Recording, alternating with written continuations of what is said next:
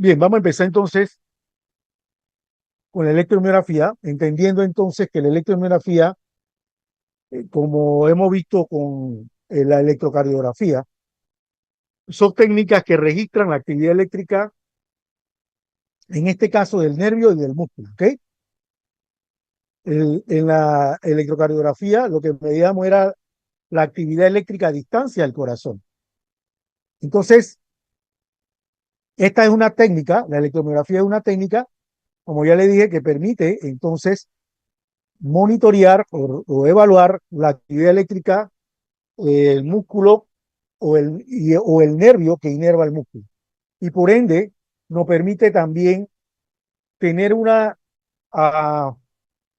una perspectiva de cómo se encuentra el sistema nervioso en la parte motora o neuromuscular ante posibles situaciones que pueden ser de índole neuromuscular. En otras palabras, enfermedades, lesiones, demás, enfermedades inmunológicas que pueden afectar eh, esta estructura y que desde luego se puede identificar con un cambio en esa actividad eléctrica. ¿Ok?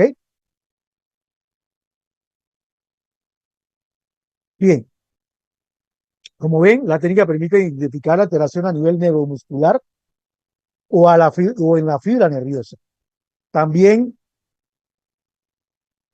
esta técnica nos permite entonces, producto al trazo que ya tiene, como ven en la parte de abajo son los diferentes activaciones de las unidades funcionales en el músculo. O sea, anatómicamente, fisiológicamente,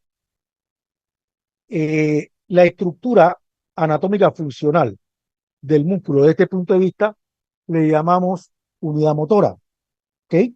Esta unidad motora, acuérdense que está formada por una fibra nerviosa inervando un grupo de fibras musculares. En este caso, ustedes están viendo aquí a un estimulador, ¿verdad?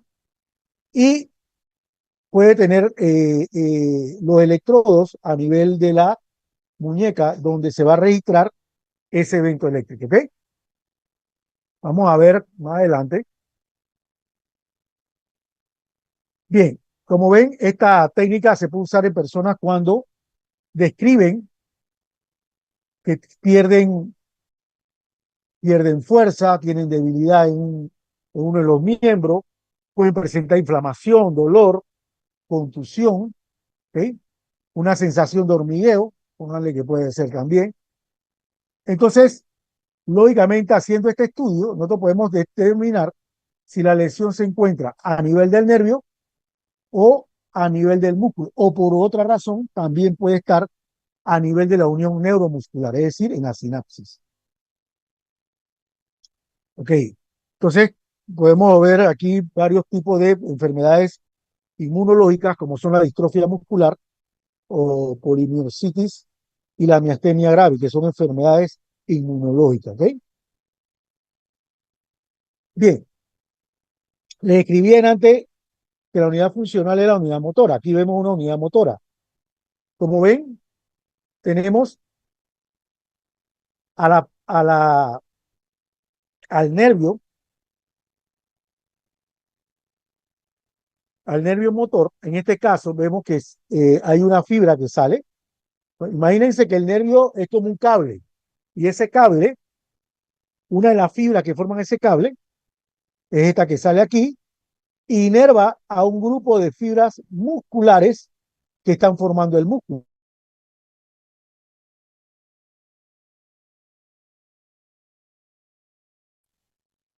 que están siendo inervadas por la motoneurona motora o se le llama también unidad motora, perdón, la alfa neurona,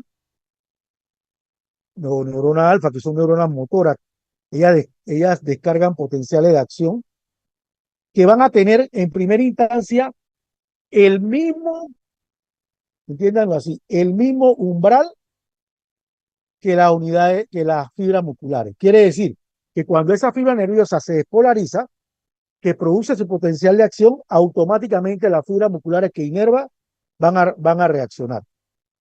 Entonces, si nosotros vemos al músculo, el músculo en su conjunto, vamos a tener unidades motoras de diferentes umbrales. Llámese pequeño umbral, mediano y mayor umbral. Igual también ellas se clasifican por el tamaño, por el tamaño de la unidad motora, porque podemos tener unidad motora pequeñas, medianas y grandes. ¿Okay? Y el otro criterio es si son fatigables o si no son fatigables. ¿Okay? Entonces, esos tres criterios son los que describen a la unidad motora. ¿Okay? El umbral, el tamaño y si son fatigables o no fatigables. ¿Ok? Aquí vemos entonces a la neurona motora, a la fibra de la unidad motora, de la fibra nerviosa, inervando a un grupo de fibras musculares, las cuales van a responder en función a la descarga de esa motoneurona. O sea, quiere decir, jóvenes, que si yo tengo una motoneurona pequeña y yo tengo un umbral pequeño, la que me van a responder son ellas. ¿Ok? Pero ¿qué pasa si yo tengo un umbral mucho mayor? ¿Qué pasaría?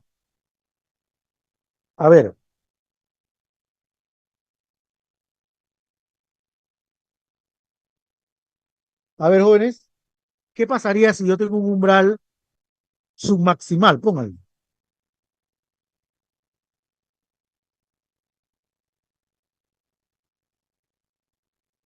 Te daría la respuesta. ¿Cómo dice? No te escuché bien, Vladimir. Dime.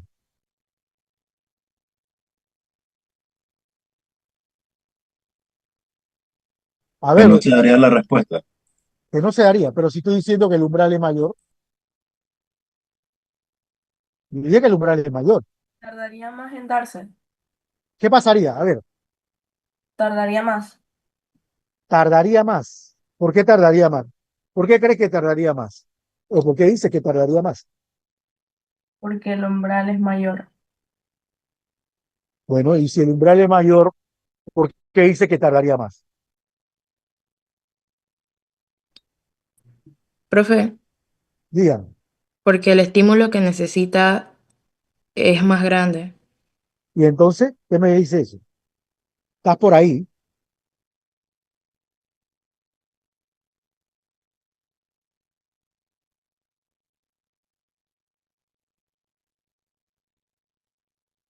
Ajá, pero entonces, pero si vemos al músculo, si vemos al músculo íntegro, y yo mando un estímulo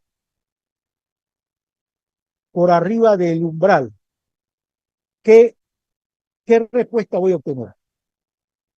Profe, Muchos me han dicho, dime, tendría una fuerza contráctil mayor al llamar más unidades motoras.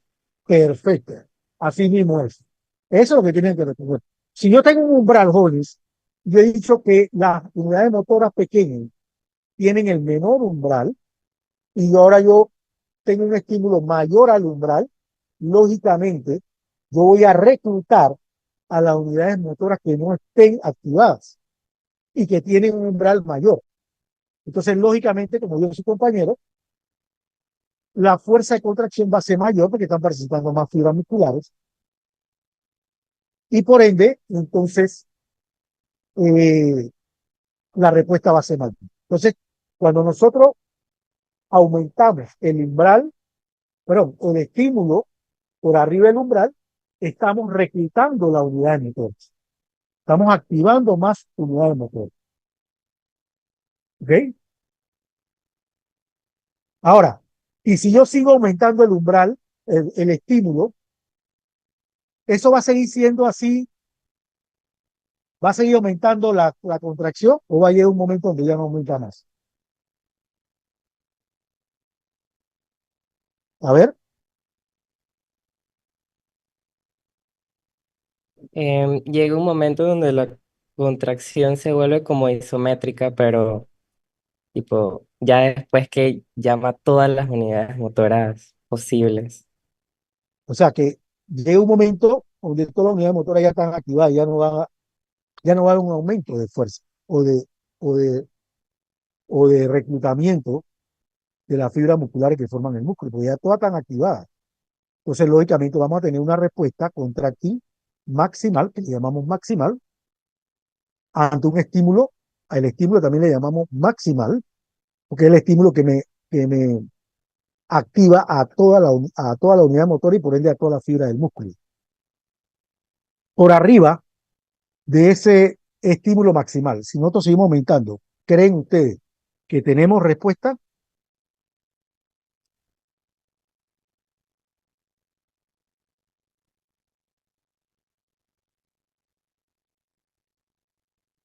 A ver, jóvenes, Profe, ¿puede repetir la pregunta?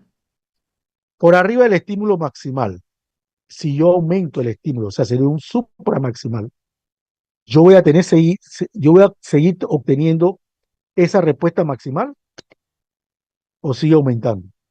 No, profesor, no seguiría aumentando porque dijo que no habría más reclutamientos de fibras, Entonces la respuesta, ¿cómo sigue siendo?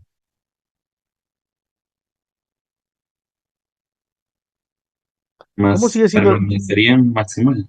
Exactamente, la respuesta va a ser maximal, no va a pasar de ahí, ¿ok? Pero entiendan que nosotros en sí no estamos midiendo, con esta técnica no estamos midiendo la parte mecánica, que es la que estamos describiendo con las unidades de motor y demás. Lo que estamos es monitoreando la despolarización de las unidades motoras, de las fibras musculares y del nervio.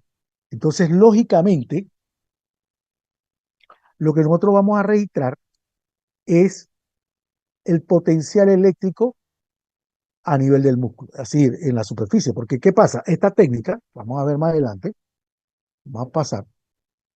Esta técnica, nosotros lo que vamos a hacer es colocar electrodos en la superficie del músculo, ¿ok? Electrodos de registro. Entonces, lo que nosotros vamos a monitorear es la inversión de carga del exterior con respecto al interior de la célula. Y acuérdense que cuando una célula se despolariza, las cargas se invierten. ¿No es así? Eso no quiere decir que no se dé un potencial de acción, pero el problema es que nosotros no estamos midiendo el potencial de acción, simplemente nada más estamos midiendo la inversión de carga.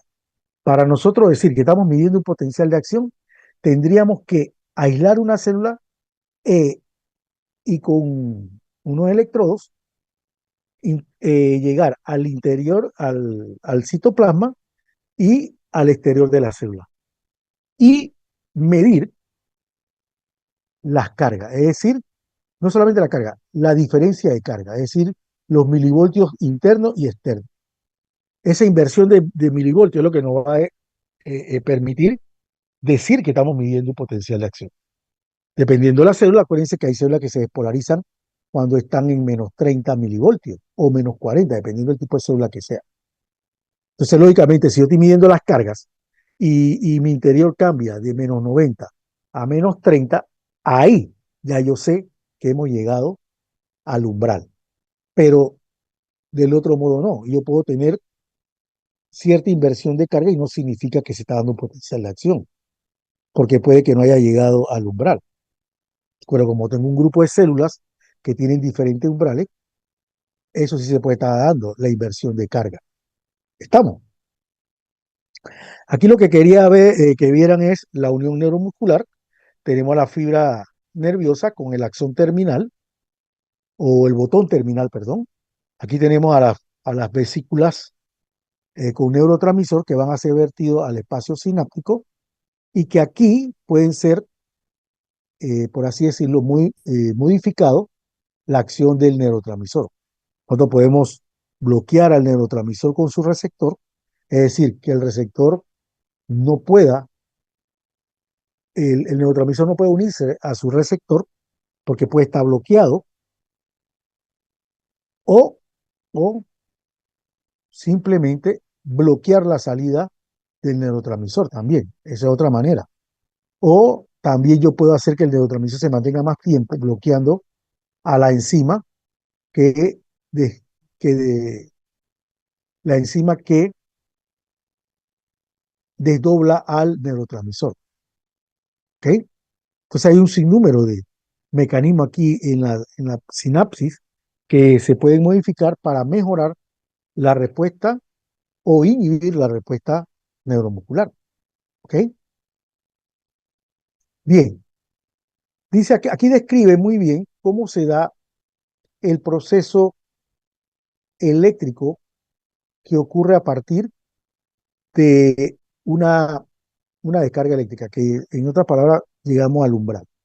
Entonces, como ustedes ven, cuando se da el impulso eléctrico, que es umbral, entonces se van a activar en la membrana celular, de la célula muscular. Acuérdense que esa membrana celular tiene invaginaciones que se llaman túbulos T. Por ahí van a descender los potenciales de acción. ¿Ok? Y esa actividad eléctrica también, la actividad eléctrica también per se, va a activar a los canales de calcio voltaje dependiente y van a hacer que ingrese calcio al interior de la célula, pero también van a hacer que, si entra calcio, que las vesículas que vimos en antes migren hacia la membrana presináptica, es decir, hacia el punto donde está la unión neuromuscular, o donde está el espacio sináptico. ¿Ok?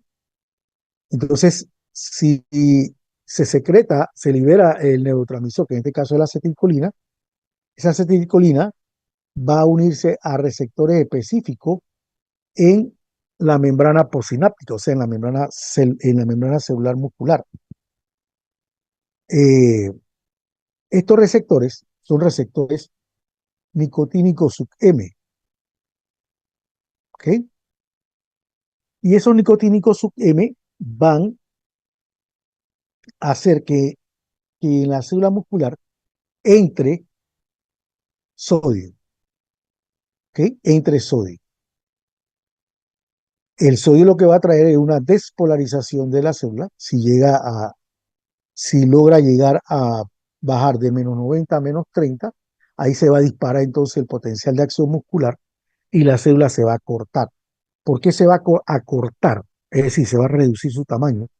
Porque entonces, ahora como se activaron los canales de sodio por la actividad eléctrica jóvenes, dentro de la célula hay un retículo sarcoplásmico, el cual almacena calcio.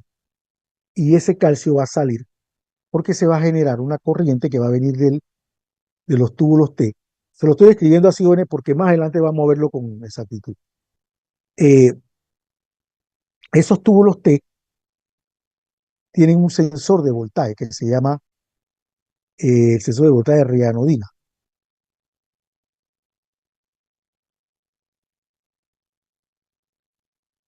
Sí, creo que es.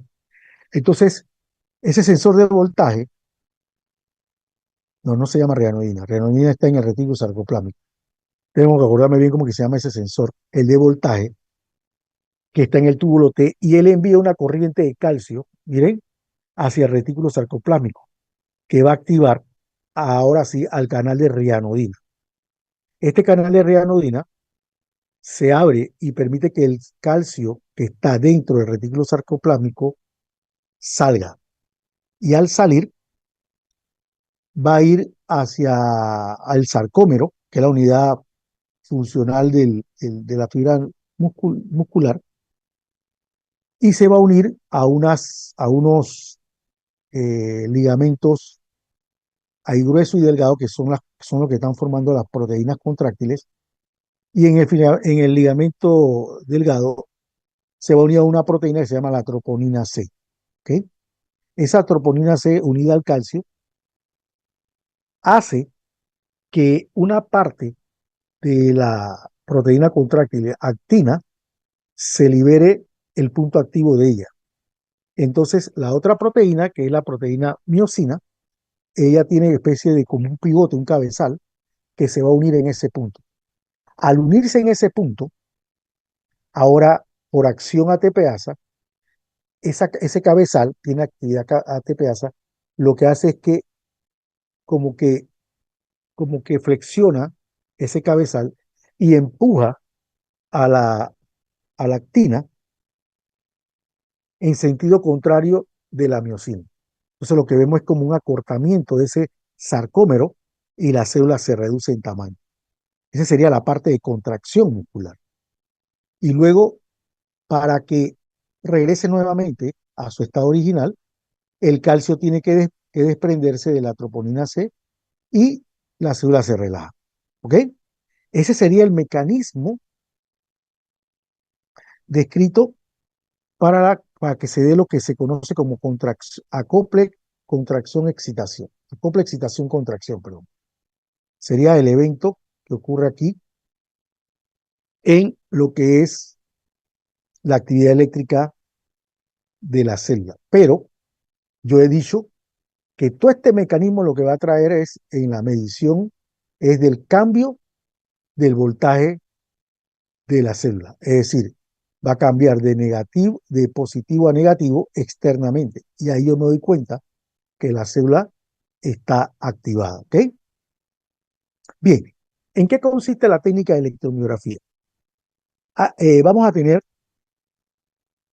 electrodos de registro y vamos a tener electrodos de registro, vamos a tener también un electrodo de tierra o de ground para eliminar la estática. Estos electrodos con negativo y positivo van a estar en el vientre del músculo, llámese el bíceps, van a estar acá arriba. El tierra lo vamos a poner acá a nivel de la muñeca. Entonces, cada vez que nosotros hacemos alguna acción mecánica, flexionamos el brazo, si estamos midiendo a nivel del bíceps, esa actividad hace que muchas fibras musculares se despolaricen. Entonces, esa despolarización va a viajar a lo largo del músculo. Y esa es la que vamos a registrar, que va a salir como especie de un ruido como vemos aquí. ¿Ok?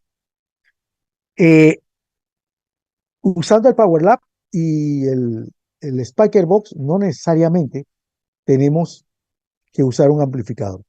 Dependiendo del tipo de señal que estamos usando, es que tendríamos que usar un amplificador para aumentar la señal. ¿Ok? Bien, este es el arreglo que le estoy diciendo. El que tenemos aquí es que en el Power Lab, miren que usamos la conexión que tiene el canal 3 y canal 4 solamente.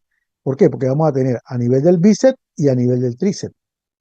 Entonces la persona, si hace la flexión, ambos músculos deben tener actividad eléctrica. Uno de manera agonista, es decir, porque está produciendo la mayor acción, que es el bíceps, y una acción antagonista, que es el del tríceps.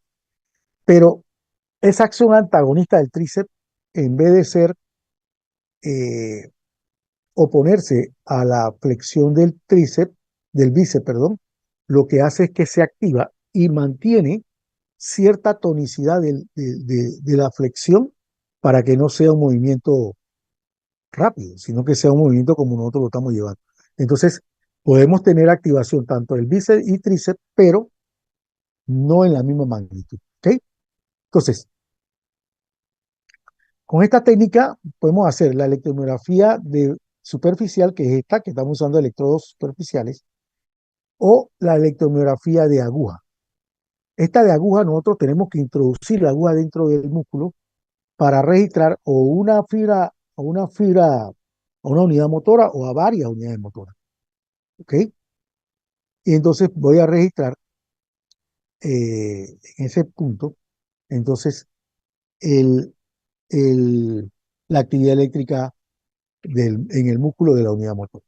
Y en el otro caso tenemos la electroneuroconducción, que no es más que eh, los electrodos, los electrodos de estimulación, este que tenemos aquí, que lo estamos colocando a nivel del nervio mediano, y acá colocamos entonces los electrodos de registro. Cuando yo envío el estímulo eléctrico a través de la barra de estimulación, ese estímulo eléctrico va a ser conducido por el nervio y debe llegar a estos puntos. Entonces yo puedo registrar, ¿verdad?, unos fenómenos que lo conocemos como periodo de latencia, ¿ok?, que lo vemos aquí. Aquí vemos el estímulo que le hicimos al nervio, aquí vemos el periodo entre el estímulo y la respuesta. A este periodo entre el estímulo y la respuesta le llamamos periodo de latencia. Y luego tenemos la despolarización y la repolarización de la célula. ¿Ok? Y luego tenemos esto es muy importante, jóvenes, porque nosotros podemos, con este estudio, determinar la velocidad de conducción del nervio, solamente determinando los periodos de latencia y a diferentes distancias, yo puedo calcular la velocidad de conducción del nervio. ¿Cómo lo puedo hacer? Distancia entre tiempo. Yo tengo la distancia, yo puedo tener dos puntos de estimulación, ese puede ser el que tenemos ahí el más cercano y podemos alejarlo en el brazo a nivel del codo, y esas distancias en función al periodo de latencia, porque ese periodo de latencia yo lo puedo medir. Yo me coloco aquí y la computadora me debe dar el valor del tiempo. Como yo tengo la distancia ya medida y consigo el tiempo en el registro, entonces yo puedo calcular la velocidad de conducción entre distancia entre tiempo. ¿Ok? Y eso nos va a dar entonces la velocidad de conducción del nervio. Acuérdense que la hacemos en dos puntos. Punto cercano, donde están los electrodos, y un punto alejado de los electrodos. ¿Ok? Bien. Esto sería más o menos la respuesta que vamos a obtener en la electromiografía, que es a esto le llamamos un electromiograma. Miren que aquí tenemos quizás a unas cuantas unidades motoras pequeñas activadas, luego se apagan un poco, luego se activan nuevamente, pero miren que inmediatamente aparentemente la flexión es más fuerte, más grande, y más fibras o más unidades motoras comienzan a participar hasta donde vemos este despliegue mayor. Quizás aquí todas las fibras no están todas las fibras del músculo están activas, o todas las unidades motoras del músculo están activadas, pero sí una gran mayoría. Miren que entonces a este fenómeno, que vemos así, que se van activando cada vez más, le llamamos reclutamiento, ¿verdad?, de las unidades motoras. ¿Ok? Y para acá, ya cuando comienzan a desactivarse esas unidades motoras y regresamos a la actividad normal, ¿ok? O a nivel de reposo. ¿Ok? Entonces, para acá se van inactivando esas unidades motoras. ¿Ok? Bien, aquí vemos esta gráfica que nos está describiendo dos situaciones, una normal, un nervio, miren que estamos midiendo la neuroconducción del nervio normal y un nervio patológico. En el nervio normal, miren que tenemos el periodo de latencia, que dice que es 1,8 milisegundos. Tenemos lo que es el periodo de despolarización y repolarización, ¿ok? Y esa que nos está describiendo que es una amplitud de 15 milivoltios, ¿ok? Ahora bien, ese es en un nervio normal. Miren el caso del nervio patológico. Tenemos una latencia muy grande, 11,7. Tenemos una dispersión, bueno, podemos decir la amplitud del registro muy larga, 7,6 milisegundos, ¿verdad? Y una amplitud todavía, o sea, es decir, el voltaje pico o el voltaje pico a pico es menor. Entonces, lógicamente, el evento se hace con menos magnitud y más lento. ¿Qué me indica eso? Que posiblemente el nervio está lesionado. En este caso el nervio, porque estamos haciéndolo en el nervio, puede estar lesionado, puede estar atrapado por tejido epitelial que lo recubre y lo presiona, obstruyendo entonces la conducción de la actividad eléctrica del nervio. Por eso que se hace más lenta. ¿Ok? Eso es para que vean cómo podemos reconocer cuando un nervio, lógicamente, que este se trata de la misma estructura. Un nervio X, un nervio mediano, póngale, y este es el nervio en el paciente que tiene la patología. La respuesta es diferente. Aquí tenemos para calcular lo que es la velocidad de conducción. Miren que yo le dije que lo hacemos en dos en dos periodos de latencia, uno más largo que el otro. Y abajo tenemos, miren, a nivel del arreglo del músculo nervio, tenemos donde colocamos al electrodo de estimulación distal y proximal. ¿Qué quiere decir eso, Ore? Cuando usted le dice en el término distal, anatómicamente es del punto de referencia, es la distancia más lejana, ¿verdad? Y proximal es que se acerca más al punto de origen.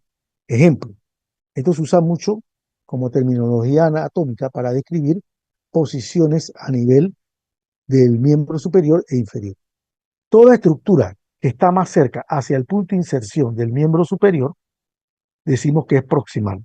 Y toda estructura que se aleja del punto de unión de la extremidad eh, superior, entonces hablamos de distal. ¿Okay? Es decir, hacia los dedos, ese término sería distal, y aproximándose hacia el hombro, hablamos de proximal. ¿Ok? Entonces, aquí tenemos la distal, la periodo de latencia distal y el periodo de latencia proximal. Hacemos la resta de ellos, ¿verdad? La distancia y también en el periodo de latencia. Entonces, la fórmula para, ustedes la tienen en la guía, para poder calcular la velocidad de conducción es la misma, distancia entre tiempo. Pero entonces yo tengo la distancia 2 menos la distancia 1 entre el periodo de latencia 2 menos el periodo de latencia 1. O si ustedes lo quieren como el periodo de latencia 1 menos el 2 y la distancia 1 menos 2. ¿Okay? Eso le va a dar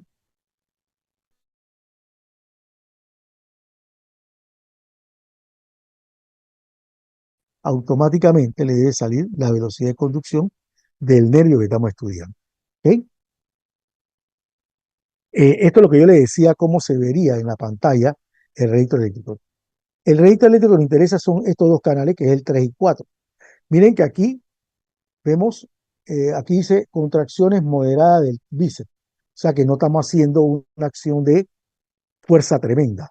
Pero miren cómo se activa esta unidad de motora. Déjenme ver si podemos. Eh, ajá, esta unidad de motoras, cómo se van activando. Por aquí, desde luego, sabemos que no todo el músculo está activado, sino un grupo de fibras musculares. Y acá, cuando, cuando tenemos la contracción moderada del tríceps. Miren que ahora el bíceps participa menos, en cambio el tríceps participa más, porque estamos haciendo la contracción del tríceps, estamos extendiendo el brazo hacia atrás, ¿ok?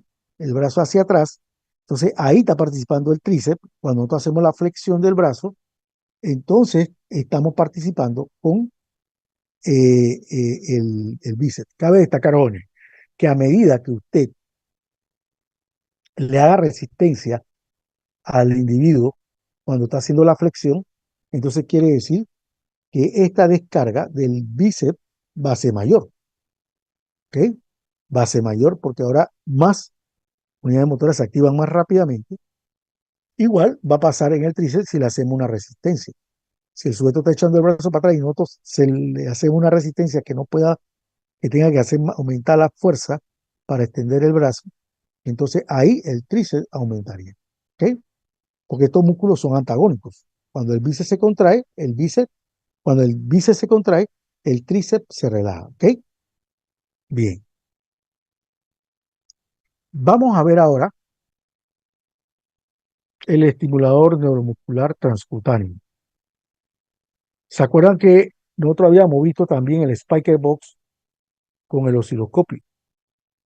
El Spiker Box también me permite medir como el Power Lab la actividad eléctrica del músculo, ¿ok? La actividad eléctrica.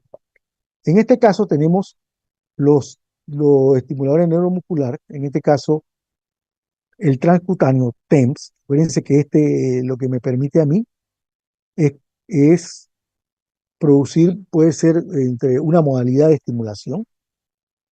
Él ya viene seteado con esas modalidades, pueden ser 4 modos o pueden ser más, dependiendo del tipo de aparato. Este que tenemos Aquí este tiene, si no me equivoco, 4 tipos de estimulaciones diferentes, ¿ya? Pero entonces nosotros tenemos que configurarlo en la frecuencia y en el tiempo. La frecuencia y quizás también en la magnitud del estímulo. Entonces, ¿cómo vamos a estimular? Vamos a, ¿cómo se llama? A, se- a establecer la magnitud del estímulo con estas teclas, con estos botones que están aquí arriba. Estos botones tienen una escala de 0 al 10 y es la magnitud del estímulo eléctrico. Con esto nosotros podemos eh, configurar la magnitud del estímulo eléctrico. También con el seteo o la configuración nosotros podemos entrar en lo que es la frecuencia. Yo puedo modificar la frecuencia. Pero si yo quiero, yo puedo también colocar en modo el aparato y eh, ya hay unos estímulos preestablecidos que puede ser acupuntura, puede ser golpe, puede ser, eh, son como 10 tipos. Bueno, en este caso son 4, pero en otros aparatos pueden ser hasta 10 tipos diferentes de monitoreo, acupuntura, todo eso viene ya establecido. Usted nada más tiene que simplemente nada más colocar la magnitud a la cual usted va a soportar el estímulo y hasta ahí, por unos 20 a 30 minutos máximo. ¿Ok? Este aparato, ¿para qué se usa? Se usa para disminuir eh, dolor, para inflamación también. ¿Ok? Se dice que se usa también para la remodelación corporal, pero su orientación más que todo está dada para la parte de terapia. ¿Ok? De terapia, llámese si usted tiene una contractura a nivel del cuello o tiene una hipertonía a nivel del cuello, es decir, que el músculo está contraído, como le llaman coloquialmente, está engarrotado. Entonces, con estas sesiones de electricidad, nosotros podemos hacer que el músculo se vaya relajando poco a poco. ¿Ok? Esta es la forma como se colocan los electrodos de estos aparatos. Eh, Nosotros simplemente llegamos donde está el músculo que queremos estimular y colocamos sobre él estos electrodos de estimulación. También usted puede colocar estos electrodos en lo que se conoce como punto motor del músculo. Es decir, es un área específica del músculo por donde entran todas las fibras nerviosas que van a inervar al músculo. Entonces, si yo lo coloco ahí, yo me estoy asegurando estimular con exactitud a la vía nerviosa para estimular entonces al, al músculo. Pero también yo puedo estimular directamente al músculo.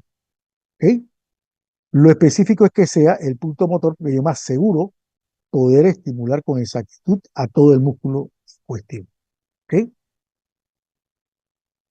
Estos son los tipos de corriente que se usan a nivel de estos aparatos, que son la onda bifásica asimétrica, esta, y la onda cuadrada rectangular, esta que vemos acá abajo. ¿Ok? Estos son los dos tipos de corriente, onda de corriente que se utilizan en estos aparatos. Entonces, eh, acá nosotros podemos medir entonces lo que es la frecuencia, parece que es el número de pulsos por segundo, es decir, del estímulo, y también podemos medir la anchura de la onda, que es los tiempos en que llega un estímulo tras de otro. ¿Ok? Entonces, acá tenemos varios tipos de corriente, por así decirlo. Aquí tenemos los TEMPs y los EMPs, que dice que no son las únicas corrientes suministradas por los electroestimuladores. Dependiendo de la patología, asimismo se pueden mandar tipos de corrientes específicas. Usted ve en el FES que tenemos la estimulación funcional eléctrica, que es ideal para tratar entonces problemas relacionados con la incontinencia masculina y la femenina mediante el uso de sondas anales y vaginales especiales. ¿Ok? Se puede estimular entonces la parte incontinencia en pacientes. Tenemos la corriente COS, que es una corriente sinoidal, es decir, que es como una onda, como valles y crestas, y que ayuda a tratar lo que son la hipertrofia muscular y la escoliosis. Tenemos la corriente para músculo denervado, que es una corriente específica precisamente para recuperar el músculo que ha perdido la inervación nerviosa.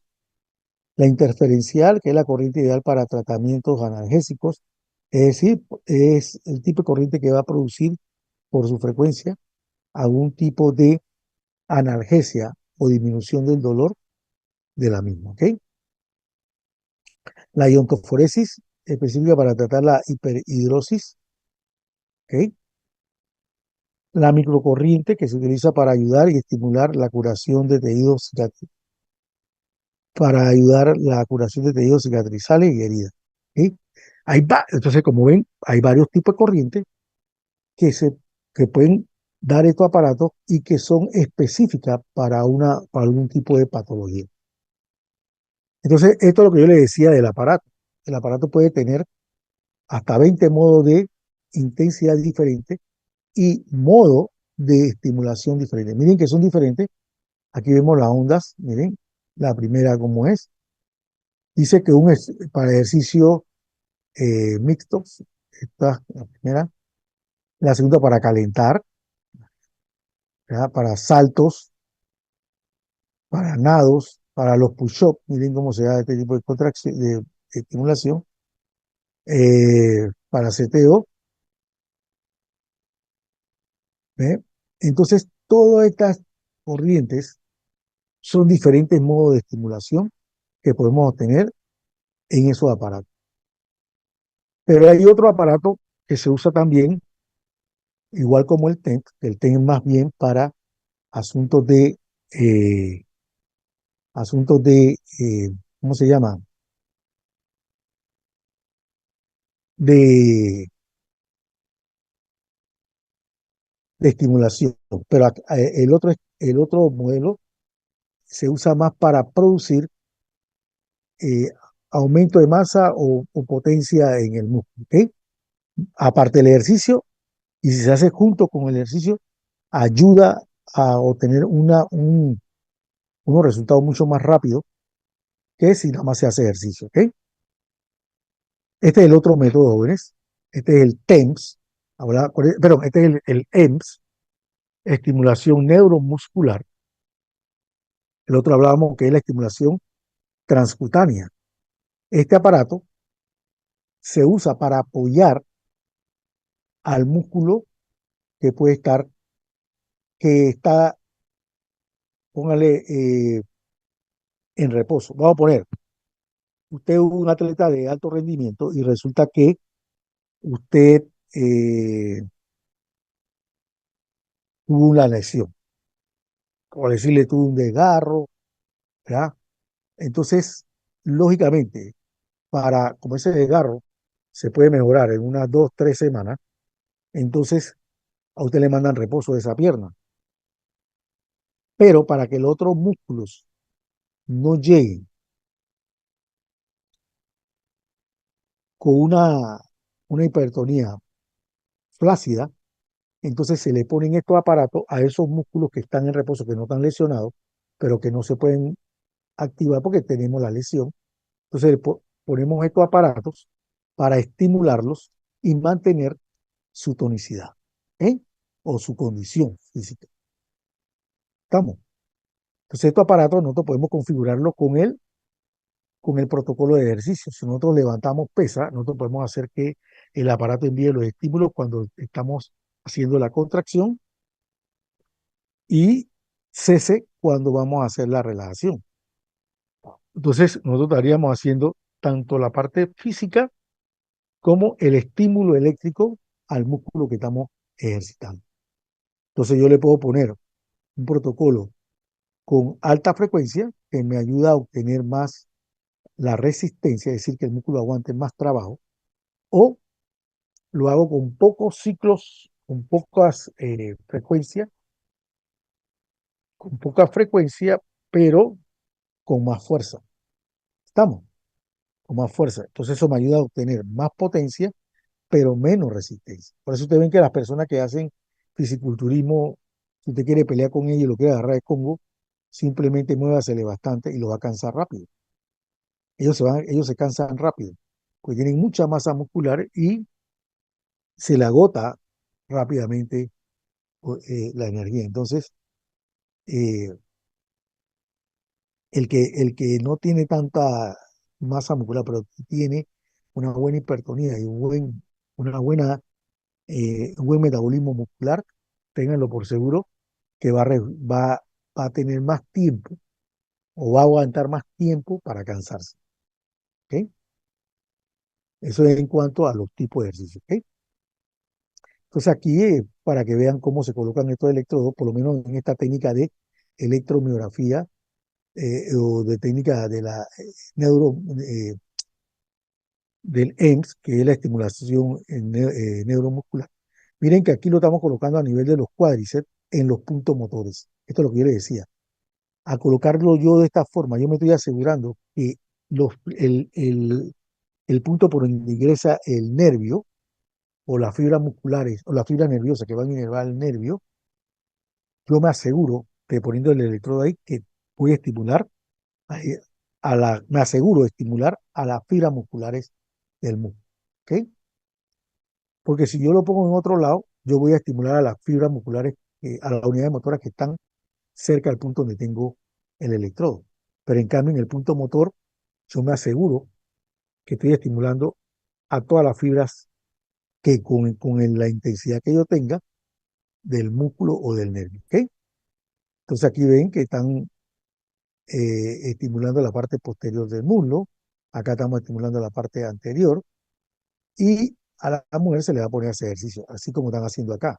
Ya se le pusieron a subir una escalera y se le ponen estos tipos de electroestimuladores para simular un estímulo normal, haciendo la parte de ejercicio cotidiano del sujeto. Como ven aquí, como lo es subir una escalera.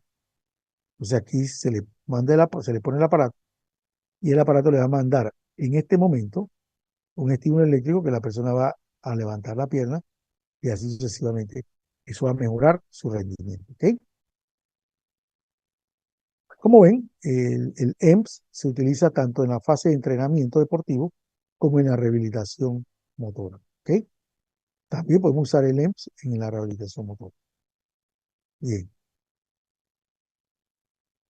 Eh, Dice que el uso de de electroestimulación a nivel deportivo puede considerarse como un soporte muy válido para el entrenamiento técnico, así como físico. Dice que en participar en el uso adecuado de programas específicos podrá aumentar tanto la característica de la fuerza como la de la resistencia muscular. Lógicamente, como yo le dije antes, si el entrenamiento va más dirigido a muchos ciclos de entrenamiento, ahí estamos ganando resistencia. Pero si nuestro protocolo está orientado más a poco, eh, a un protocolo que tiene pocas repeticiones y y el aumento de la fuerza, entonces ahí vamos a obtener más potencia, pero menos resistencia. ¿Ok? Bien, entonces, lógicamente, esta estimulación, esta neuroestimulación, dependiendo cómo lo hagamos, así mismo va a ser el tipo de rendimiento que vamos a obtener. ¿Ok? Pero esto más se usa, jóvenes, en pacientes, en deportistas de élite, bueno, también cualquier otro deportista, pero en la parte deportiva, en los deportistas de élite, en donde se le apoya con esta electroestimulación para que ganen en menor corto tiempo más potencia, ¿ok? O más resistencia, dependiendo cómo se establezca el protocolo. Bien, pregúntate aquí, jóvenes.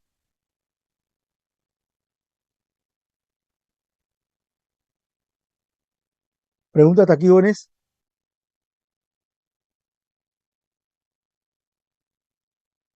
No, No, profe. profe. ¿Estamos No, claros? profe. Sí. Ok, entonces, si no hay preguntas, ¿tienen alguna pregunta de la técnica, jóvenes?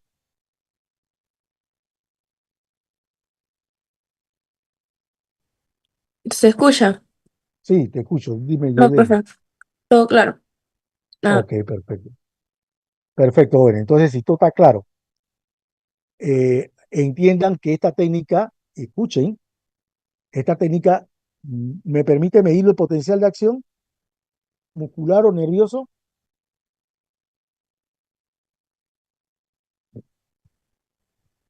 A ver, sí o No, no.